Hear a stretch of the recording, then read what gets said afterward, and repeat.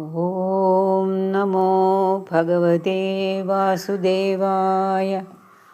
ഓം നമോ നാരായണ അഖിലഗുരോ ഭഗവൻ നമസ്തേ. ശ്രീ പരമാത്മനേ നമഃ. ശ്രീമദ് ഭഗവത്ഗീത 6-ാം അധ്യായം ആത്മസംയമയോഗം. ശ്ലോകം 11.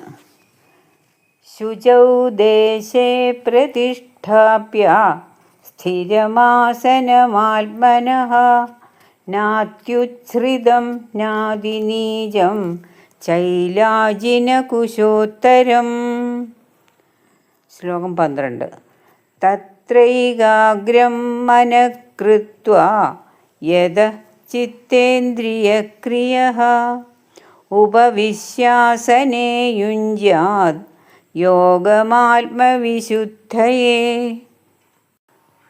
ശുചൗ ശുദ്ധമായ, ദേശേ സ്ഥലത്ത്, നാത്യുച്ഛ്രിതം അധികം ഉയരമില്ലാത്തതും, നാദിനീചം അധികം താഴ്ന്നതല്ലാത്തതും, ചൈലാജിന കുശോത്തരം ദർഭപ്പുല്ല്, മാൻതോൽ വസ്ത്രം എന്നിവ മേൽക്കുമേൽ വിരിച്ചതും, സ്ഥിരം ആസനം ഇളക്കമില്ലാത്തതുമായ ഒരിരിപ്പിടത്തെ ആത്മന തനിക്കായി പ്രതിഷ്ഠാപ്യ സ്ഥാപിച്ചിട്ട്, തത്ര ആസനെ ആ ഇരിപ്പിടത്തിൽ, ഉപവിശ്യ ഇരുന്ന്, മനസ്സിനെ ഏകാഗ്രം കൃത്വ ഏകാഗ്രമാക്കി തീർത്ത്, യഥ ചിത്തേന്ദ്രിയക്രിയ മനസ്സിൻ്റെ സങ്കല്പങ്ങളെയും ഇന്ദ്രിയങ്ങളുടെ വിഷയാഭിമുഖ്യതയെയും അടക്കിയവനായിട്ട്, ആത്മവിശുദ്ധയെ മനസ്സിൻ്റെ ശുദ്ധിക്കായി,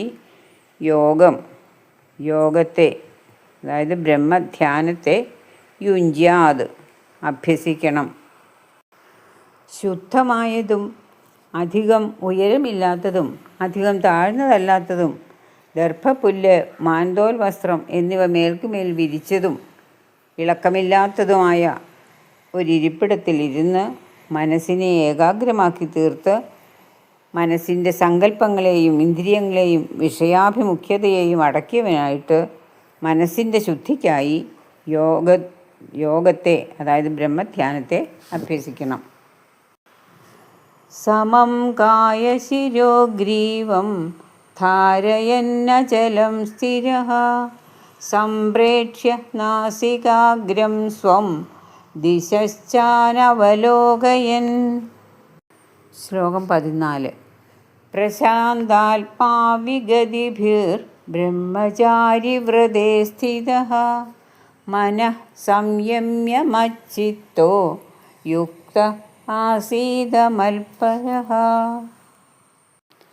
യുക്തഃ യോഗമനുഷ്ഠിക്കുന്നവൻ, കായ ശിരോഗ്രീവം ശരീരം, ശിരസ്, കഴുത്ത് എന്നിവയെ, അചലം ചലിക്കാതെ, സമം ധാരയൻ നേരെ നിർത്തുന്നവനും, സ്ഥിര നിശ്ചലനായി, സ്വം തൻ്റെ, നാസികാഗ്രം മൂക്കിൻ്റെ അറ്റത്തെ, സംപ്രേക്ഷ്യ നോക്കുന്നവനും, ദിശ ച ദിക്കുകളെ, അനവലോകയൻ നോക്കാത്തവനും, പ്രശാന്താത്മാ ശാന്തമായി തീർന്ന മനസ്സോടുകൂടിയവനും, വിഗതഭി ഭയമകന്നവനും, ബ്രഹ്മചാരിവ്രതേ ബ്രഹ്മചര്യവ്രതത്തിൽ സ്ഥിതി ചെയ്യുന്നവനും, മനസ്സിനെ സംയമ്യ ശബ്ദാദി വിഷയങ്ങളിൽ പ്രവേശിക്കാതെ അടക്കിയവനും, മച്ചിത്ത ചിത്തത്തെ പരമാത്മാവായ എന്നിൽ ഉറപ്പിക്കുന്നവനും, മൽപര എന്നെ തന്നെ പരമലക്ഷ്യമായി വിചാരിക്കുന്നവനുമായി, ആസീത യോഗമനുഷ്ഠിക്കുന്നവൻ ശരീരത്തെ നിശ്ചലമാക്കി തൻ്റെ നാസാഗ്രത്തിൽ മാത്രം ശ്രദ്ധിച്ച് ശാന്തമായ മനസ്സോടും ഭയമകന്നവനായും, ബ്രഹ്മചര്യവ്രതനും മനസ്സിനെ വിഷയങ്ങളിൽ പ്രവേശിക്കാതെ അടക്കിയവനും, ചിത്തത്തെ പരമാത്മാവിൽ ഉറപ്പിച്ച് ഭഗവാനെ തന്നെ പരമലക്ഷ്യമായി കണ്ട് ധ്യാനത്തിൽ ഇരിക്കണം. ശ്ലോകം 15.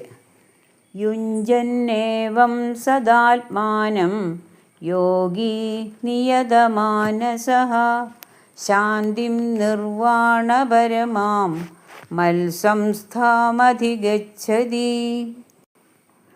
നിയതമാനസ, മനസ്സിനെ ശബ്ദാദി വിഷയങ്ങളിൽ നിന്ന് പിൻവലിക്കുന്നവനായ യോഗി സദാ എപ്പോഴും ഏവം ഇപ്രകാരം ആത്മാനം മനസ്സിനെ യുഞ്ജൻ ഒരേ നിലയിൽ ഉറപ്പിച്ചുകൊണ്ട് ജീവിക്കുകയാണെങ്കിൽ മത് സംസ്ഥാം പരമാത്മാവായ എന്നിൽ നിന്ന് അനുഭവപ്പെടുന്നതും നിർവാണപരമാം മോക്ഷമാകുന്ന ലക്ഷ്യത്തോടു കൂടിയതുമായ ശാന്തിം സംസാരത്തിൽ നിന്ന് സമ്പൂർണമായി നിവർത്തിച്ചാൽ അനുഭവപ്പെടുന്ന ശാന്തിയെ അധിഗച്ഛതി പ്രാപിക്കുന്നു. അതായത് മനസ്സിനെ ശബ്ദാദി വിഷയങ്ങളിൽ നിന്നും പിൻവലിക്കുന്നവനായ യോഗി എപ്പോഴും ഇപ്രകാരം മനസ്സിനെ ഒരേ നിലയിൽ ഉറപ്പിച്ചുകൊണ്ട് ജീവിക്കുകയാണെങ്കിൽ പരമാത്മാവായ എന്നിൽ നിന്ന് അനുഭവപ്പെടുന്നതും മോക്ഷമാകുന്ന ലക്ഷ്യത്തോടു കൂടിയതുമായ ശാന്തിയെ പ്രാപിക്കുന്നു. ശ്ലോകം 16. നാത്യശ്നതസ്തു യോഗോസ്തി ന ചൈകാന്തമനശ്നതഃ ന ചാതിസ്വപ്നശീലസ്യ ജാഗ്രതോ നൈവ ചാർജുന. അല്ലയോ അർജുന, യോഗ തു ഇതുവരെ പറഞ്ഞ യോഗമാകട്ടെ അത്യശ്നത അധികം ഭക്ഷിക്കുന്നവന് ന പ്രായോഗികമല്ല. ഏകാന്തം അനശ്നത ച ന ഒട്ടും ആഹാരം കഴിക്കാത്തവനും അനുഭവപ്പെടില്ല. വളരെയധികം ഉറങ്ങുന്നവനും ഇല്ല. അതിസ്വപ്നശീലസ്യ ചന ജാഗ്രത ച ഒട്ടും ഉറങ്ങാത്തവനും ന ഏവ ഇല്ല തന്നെ. അല്ലേ അർജുന, ഇതുവരെ പറഞ്ഞ യോഗമാകട്ടെ അധികം ഭക്ഷിക്കുന്നവനും ഒട്ടും ആഹാരം കഴിക്കാത്തവനും വളരെയധികം ഉറങ്ങുന്നവനും ഒട്ടും ഉറങ്ങാത്തവനും അനുഭവപ്പെടില്ല. ശ്ലോകം 17. യുക്താഹാരവിഹാരസ്യ യുക്തചേഷ്ടസ്യ കർമ്മസു യുക്തസ്വപ്നാവബോധസ്യ യോഗോ ഭവതി ദുഃഖഃ. യുക്താഹാരവിഹാരസ്യ മിതമായ ആഹാരവിഹാരങ്ങളോട് കൂടിയവനും കർമ്മസു കർത്തവ്യകർമ്മങ്ങളിൽ മാത്രം യുക്തചേഷ്ടസ്യ മിതമായി പ്രവർത്തിക്കുന്നവനും യുക്ത സ്വപ്നാവബോധസ്യ മിതമായ ഉറക്കത്തോടും എണീക്കലോടും കൂടിയവനുമായ സാധകന് യോഗാനുഷ്ഠാനം ദുഃഖത്തെ നശിപ്പിക്കുന്നതായി ഭവിക്കുന്നു.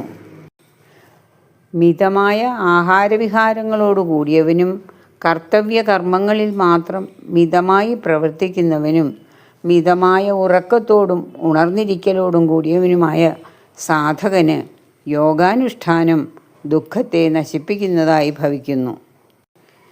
ശ്ലോകം 18. യദാ വിനിയതം ചിത്തം ആത്മന്യേവാവതിഷ്ഠതേ നിസ്പൃഹ സർവകാമേഭ്യോ യുക്ത ഇത്യുച്യതേ തദാ. യഥാ എപ്പോൾ വിനിയതം അന്തർമുഖമാക്കി തീർത്ത ചിത്തം യോഗിയുടെ ചിത്തം ആത്മനി ഏവ ആത്മാവിൽ തന്നെ അവതിഷ്ഠതേ നിശ്ചലമായി ഉറച്ചു നിൽക്കുന്നുവോ സർവകാമേഭ്യ എല്ലാ വിഷയങ്ങളിൽ നിന്നും നിസ്പൃഹ ആസക്തിയെ ഉപേക്ഷിച്ചവനായ ആ യോഗി തഥാ അപ്പോൾ യുക്ത ഇതി യോഗസിദ്ധിയെ പ്രാപിച്ചവനെന്ന് ഉച്യതേ പറയപ്പെടുന്നു. എപ്പോൾ അന്തർമുഖമാക്കി തീർത്ത യോഗിയുടെ ചിത്തം ആത്മാവിൽ തന്നെ നിശ്ചലമായി ഉറച്ചു നിൽക്കുന്നുവോ എല്ലാ വിഷയങ്ങളിൽ നിന്നും ആസക്തിയെ ഉപേക്ഷിച്ചവനായ ആ യോഗി അപ്പോൾ യോഗസിദ്ധിയെ പ്രാപിച്ചവനെന്ന് പറയപ്പെടുന്നു. ശ്ലോകം 19. യഥാ ദീപോ നിവാതസ്ഥോ നേംഗതേ സോപമാ സ്മൃതാ യോഗിനോ യതചിത്തസ്യ യുഞ്ജതോ യോഗമാത്മനഃ. ആത്മന യോഗം, ആത്മാവിൽ മനസ്സുറപ്പിക്കലാകുന്ന യോഗം. യുഞ്ജത അഭ്യസിക്കുന്നവനും, യതചിത്തസ്യ മനസ്സിനെ അടക്കിയവനുമായ യോഗിന യോഗിക്ക് നിവാതസ്ഥ കാറ്റില്ലാത്ത സ്ഥലത്ത് വച്ചിരിക്കുന്ന ദീപ വിളക്ക്. യഥാ എപ്രകാരം ന ഇംഗതേ ഇളകുന്നില്ലയോ, സ ഉപമ ആ ഉപമ സ്മൃത സ്മരിക്കപ്പെട്ടിരിക്കുന്നു അല്ലെങ്കിൽ പറയപ്പെട്ടിരിക്കുന്നു.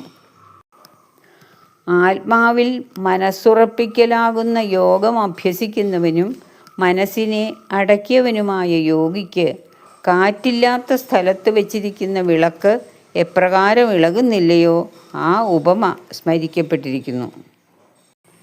എത്ര യാതൊരവസ്ഥയിൽ യോഗസേവയാ യോഗാനുഷ്ഠാനം കൊണ്ട് നിരുദ്ധം വിഷയനിവൃത്തമാക്കപ്പെട്ട ചിത്തം മനസ്സ് ഉപരമതേ ശാന്തമായി അടങ്ങുന്നുവോ, എത്ര ച യാതൊരവസ്ഥയിൽ ആത്മന ശുദ്ധമായ മനസ്സുകൊണ്ട് ആത്മാനം ആത്മാവിനെ പശ്യൻ കണ്ടുകൊണ്ട് ആത്മനി ഏവ തൻ്റെ അന്തര്യാമിയായ ആത്മാവിൽ തന്നെ തുഷ്യതി സന്തോഷിക്കുന്നുവോ. ശ്ലോകം 21. സുഖമാത്യന്തികം യത്തദ് ബുദ്ധിഗ്രാഹ്യമതീന്ദ്രിയം വേത്തി യത്ര ന ചൈവായം സ്ഥിതശ്ചലതി തത്വതഃ. യത്ര ച യാതൊരവസ്ഥയിൽ അയം ഈ യോഗി യത് അതീന്ദ്രിയം യാതൊന്ന് ഇന്ദ്രിയങ്ങൾക്കറിയാൻ കഴിയാത്തതും ബുദ്ധിഗ്രാഹ്യം ശുദ്ധമായ ബുദ്ധി കൊണ്ട് മാത്രം അറിയാൻ കഴിയുന്നതുമായിരിക്കുന്നുവോ, തത് ആ ആത്യന്തികം നിത്യമായ ആനന്ദത്തെ വേത്തി അനുഭവസ്വരൂപേണ അറിയുന്നുവോ, സ്ഥിത യാതൊരവസ്ഥയിൽ സ്ഥിതി ചെയ്യുന്നവനായിട്ട് തത്വതഃ ആത്മതത്വത്തിൽ നിന്ന് ന ചലതി ഏവ ചലിക്കുന്നില്ലയോ. ശ്ലോകം 22. യം ലബ്ധ്വാ ചാപരം ലാഭം മന്യതേ നാധികം തഥാ യസ്മിൻ സ്ഥിതോ ന ദുഃഖേന ഗുരുണാപി വിചാല്യതേ. യം ലബ്ധ്വാ ചാപരം ലാഭം മന്യതേ നാധികം തതഃ യസ്മിൻ സ്ഥിതോ ന ദുഃഖേന ഗുരുണാപി വിചാല്യതേ.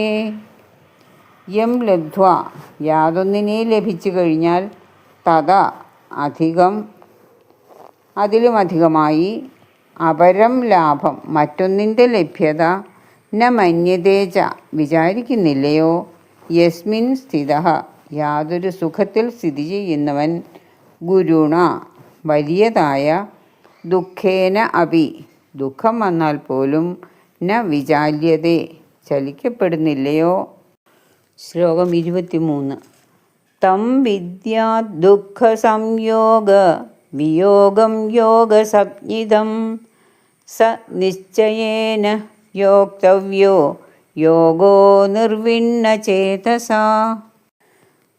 തം വിദ്യാ ദുഃഖ സംയോഗ വിയോഗം യോഗസംജ്ഞിതം സ നിശ്ചയേന യോക്തവ്യോ യോഗോ നിർവിണ്ണചേതസാ.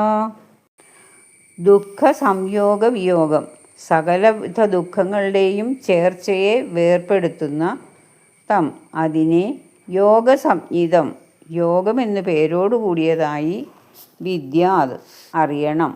സ യോഗ ആ യോഗം നിശ്ചയേന നിശ്ചയത്തോടുകൂടിയും അനിർവിണ്ണ ചേതസ മടിയില്ലാത്ത മനസ്സോടുകൂടിയും യോക്തവ്യ അനുഷ്ഠിക്കപ്പെടേണ്ടതാണ്.